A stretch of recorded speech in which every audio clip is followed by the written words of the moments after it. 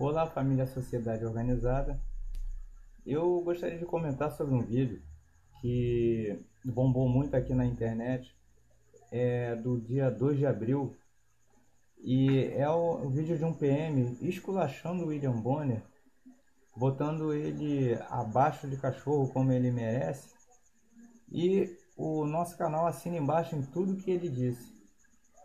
Ao esculachar, vamos dizer assim, na linguagem popular, o William Bonner, ele pontuou muito bem, primeiro, que a Globo é uma emissora de merda. O canal concorda totalmente com ele. Segundo, é uma emissora com uma tendência política maliciosa e totalmente prejudicial ao país. Também assina embaixo, certo? William Bonner não passa de um robô com uma embalagem sofisticada para impressionar o público e passar a falsa ideia de que ele é um intelectual e um homem digno de credibilidade, coisa que não é realidade. Assino embaixo também e faço das palavras desse PM muito bem colocadas as minhas palavras e a palavra do canal e da instituição Sociedade Organizada, certo?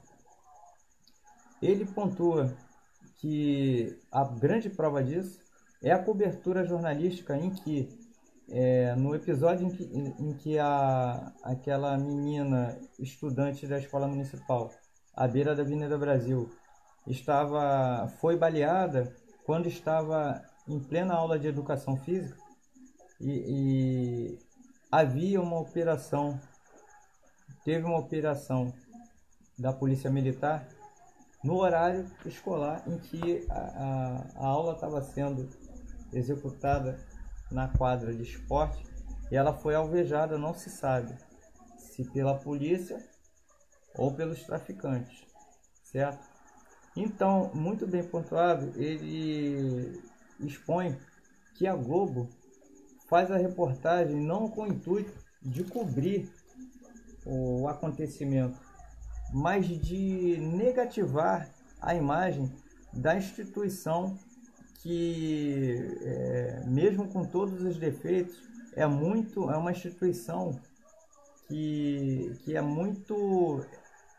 ela é muito requisitada pela população e a população tem uma certa confiança nela porque de outra maneira não podia ser, não há uma outra instituição para exercer o papel que ela exerce e que é de fundamental importância, porque ela cuida da segurança de todos nós. Com todos os defeitos do mundo, nós temos a obrigação cívica de confiar nessa instituição, mesmo com todas as falhas que ela possui, certo? Não poderia ser o contrário, sendo todos nós cidadãos de bem, a acreditar em outra força, numa força contrária à força policial, certo?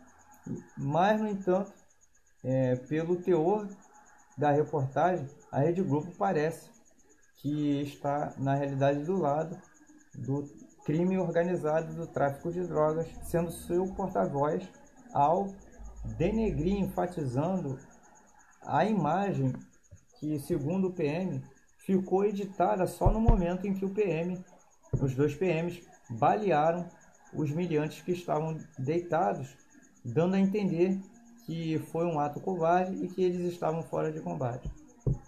Primeiro ponto aqui.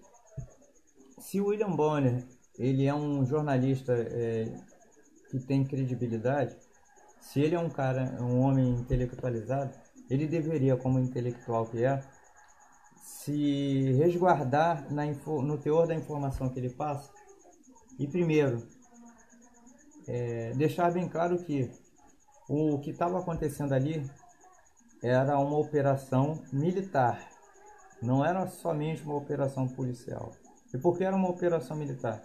Porque a polícia estava adentrando numa região sitiada por um grupo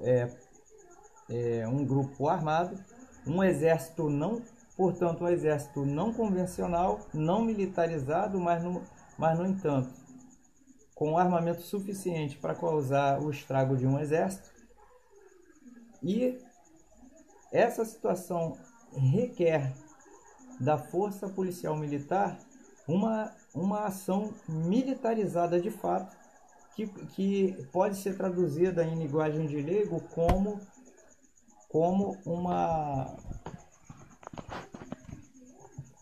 ação de guerra. Então, ali não é uma ação normal de uma polícia, é uma ação de guerra, porque tem um grupo armado em situação de guerrilha que usa táticas de guerrilha para se impor no território que está dominando e impedir que a lei se faça presente ali. A realidade é essa, e é assim que deve ser passada, porque esse é o fato. Os populares que lá moram, quem não mora em comunidade, não conhece favela. Eu nasci, passei uma boa parte da minha infância em favela e depois de adulto, um período da minha vida, voltei a viver na favela, mas já sabedor da cultura local da favela. Na favela tem comunidades e comunidades. Existem comunidades que adoram os seus traficantes. Existem comunidades que alimentam a cultura de adorar, de endeusar traficantes. Certo? Aqui no Rio de Janeiro, a comunidade da Mangueira é um exemplo. Certo? Exemplo de comunidade que não cultua os traficantes. A comunidade do Jacaré, os cidadãos de bem, eles respeitam os traficantes, eles convivem com os traficantes, mas eles não compactuam com os traficantes. Eles deixam o traficante viver a vida deles lá e eles vivem a sua vida de bem, de trabalhador, do seu lado, certo? Seguindo os caminhos de um cidadão de bem cristão, certo? Mas não acontece isso numa comunidade como a da Mangueira. Eu tive o prazer e o desprazer de dar 2 anos de aula lá e eu vi a situação como é que é. 2 anos que eu dei aula lá, certo? Mas resumindo a ópera aqui. Então a situação das favelas não é simples como muita gente pensa. A maioria dos populares que moram em favela normalmente vivem as suas vidas e não tem contato nenhum com traficante. A maioria, 99,99% de todo mundo que mora lá, nas comunidades, isso pode ser dito. Né? Em comunidades em que a comunidade não fecha com os traficantes, respeita, seguem as ordens dos traficantes, mas não endeusa os traficantes, certo? Não participa do crime organizado.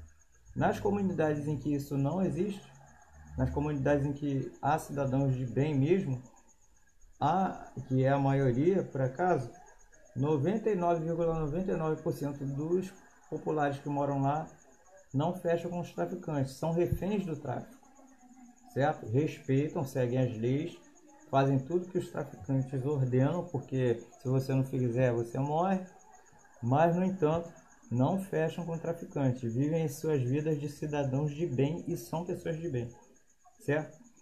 No caso em que aparecem populares, aqueles que ficam dizendo que foi a polícia que deu tiro, a maioria é parente, ou se não for parente, trabalha para o tráfico de forma direta ou indireta. De forma direta, como vapor, como soldado, ou de forma indireta, como olheiro.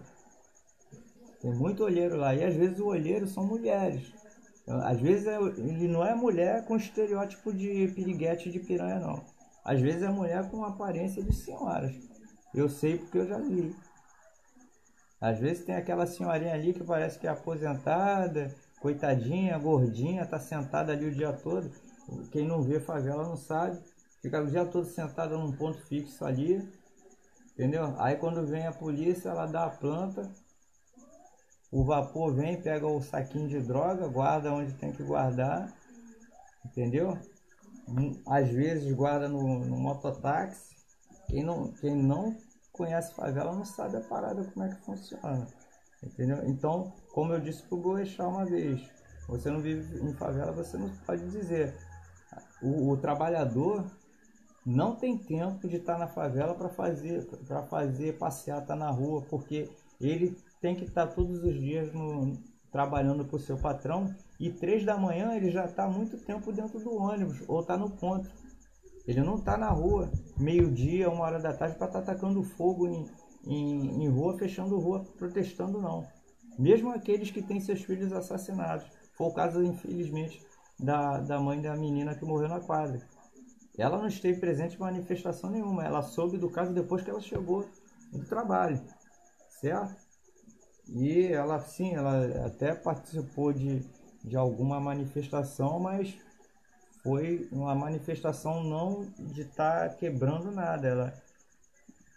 Ela se manifestou como um cidadão ordeiro de bem. E os seus parentes também. Nenhum deles fechou rua, quebrou porcaria nenhuma. Aqueles que quebram rua ali, que fazem aquela algazarra, atacam fogo em ônibus e saem fazendo arrastão, como foi exibido ao vivo pela Rede Record, não sei se a Globo dificilmente deve ter mostrado isso. Então, aqueles que fazem essa arruaça toda, eles fecham o traficante. E os que não fecham são reféns do tráfico. De alguma maneira se envolveram com o tráfico de forma acidental, porque isso acontece, virou refém do tráfico. Ou por dívida de gratidão, etc. Entendeu? Então, o William Bonner, ele devia ter, ao ter feito a reportagem, o PM acusa ele de ter sido leviano, porque ele não mostrou o teor todo. O que a Rede Record mostrou foi o seguinte, que os 2 soldados, sob ordens do comando deles, né, quando você está em campo, está em zona de combate, se você receber ordem do comando para ganhar terreno, para progredir, já que a ordem é ganhar terreno, você tem que progredir adiante. Para você ganhar terreno adiante, você tem que primeiro resguardar a sua retaguarda. Você tem que ter certeza absoluta de que, ao ter ganhado o terreno, a sua retaguarda não vai lhe oferecer nenhum risco. E o que acontece na imagem da TV Record, que foi filmada ao vivo, e aquela cena que vocês viram na Rede Globo, eu anteriormente vi ao vivo na TV Record. Eu vi toda a cena. Na TV Record, ao vivo, a gente viu uma troca de tiros, aí o helicóptero focou lá, os 2 já estavam abatidos, não pegamos o momento anterior, nós só vimos a troca de tiros ali, e quando o helicóptero focou direito a cena, 2 estavam caídos, os PMs se aproximam e eles estavam em progressão de terreno, eles não estavam estáticos, não mantiveram a posição, eles estavam em progressão. Eu até falei para o pessoal aqui em casa, olha, eles estão avançando, então tem ordem para avançar, eles não estão estáticos. Tanto é que eles passam por cima dos 2 que estão abatidos, os PMs afastam o armamento dos miliantes. Depois que eles afastam o armamento dos miliantes, o que eles fazem?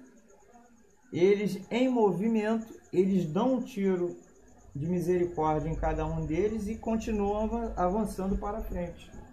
Isso é sinal de que havia a ordem para ganhar terreno. E como a ordem é para ganhar terreno, se não o fosse, eles teriam parado ali, mantido a posição, chamariam reforço e viria socorro para resgatar aqueles 2 ali que estavam fora de combate, certo?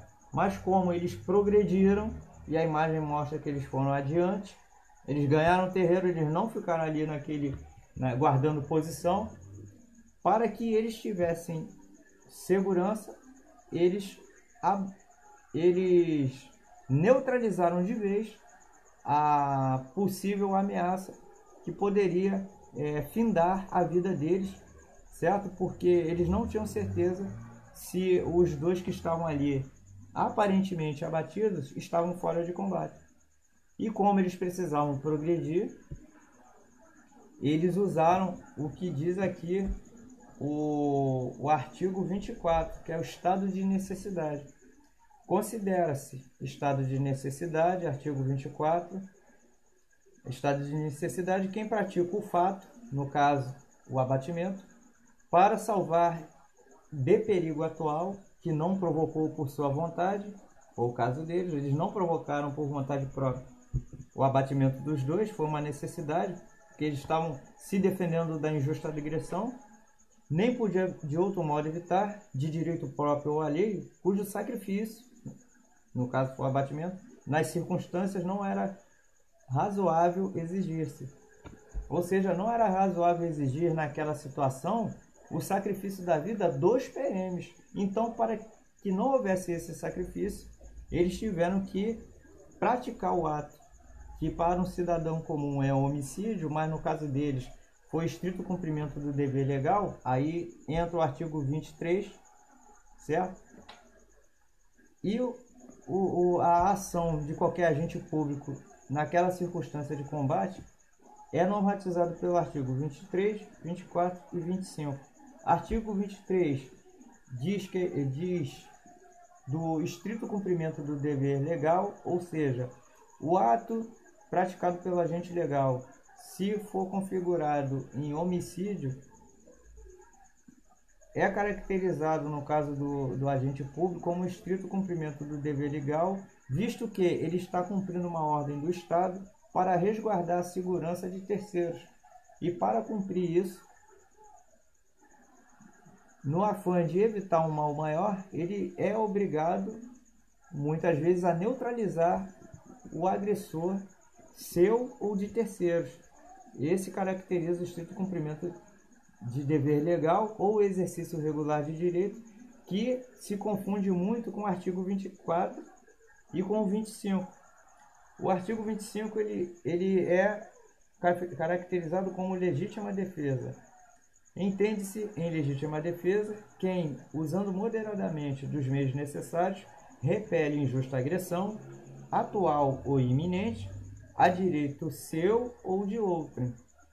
Ou então, esse artigo aqui, ele explica de forma sucinta e faz relação diretamente ao direito de defesa do próprio agente, que defende diretamente a sua própria vida, ou ao de um terceiro imediato que está ali na sua proximidade, que, sendo ameaçados de perigo iminente e inevitável, ou seja, o agressor realmente vai ferir um dos dois, ele neutraliza para se defender, para defender a sua vida ou a vida de terceiros. Ele neutraliza um iminente agressor que inevitavelmente poderá pôr fim à sua vida ou à vida de terceiros. E para que isso seja evitado, ele abate, neutraliza, ele detona esse agressor, certo? O estado de necessidade foi caracterizado aqui. Ele é a mesma coisa. Para que você resguarde a sua vida, você se vê obrigado a provocar um mal, que no caso é o óbito do seu agressor, para que a sua vida ou a vida de terceiro seja resguardada. Esse estado de necessidade ele é mais usado em casos de tragédia, certo? Para o exercício do agente público é mais usado o artigo 23, que é o estrito cumprimento do dever legal ou exercício regular de direito, e o artigo 25, que é o legítima defesa. Mas o estado de necessidade, quando em julgado a situação do agente público, esses três artigos são levados em consideração. E o que acontece nas mãos do juiz? O juiz inocenta os dois soldados. Ao contrário do que a Globo desejava, esses dois soldados não serão punidos, porque eles estavam gozando do artigo 23, eles estavam, portanto, no estrito cumprimento do seu dever legal ou exercício regular de direito. Eles estavam em situação de legítima defesa e, portanto, eles estavam na situação do artigo 25 do Código Penal, na situação também do artigo 23 do Código Penal e na situação também do artigo 24 do Código Penal, porque uma vez em combate, eles estão com a sua vida em risco. Eles estão correndo risco de morte e a sua vida está em risco de ser perdida. Portanto, configura também o estado de necessidade. E era essa situação que o senhor William Bonner deveria ter visto quando da divulgação da divulgação da reportagem, em que o fato mais trágico não deveria ser focado na morte dos dois bandidos. O fato mais trágico foi a morte da estudante. E por aí você vê o valor que defende a Rede Globo. Tendo 3 mortes, a Rede Globo defendeu não a vida de uma inocente que morreu, mas a vida de 2 bandidos que portavam 762 e que não hesitam em usar esses 762 para matar pessoas, inclusive como você, que defende os direitos humanos de bandidos. Um abração, pense nisso e a gente se vê nos próximos vídeos.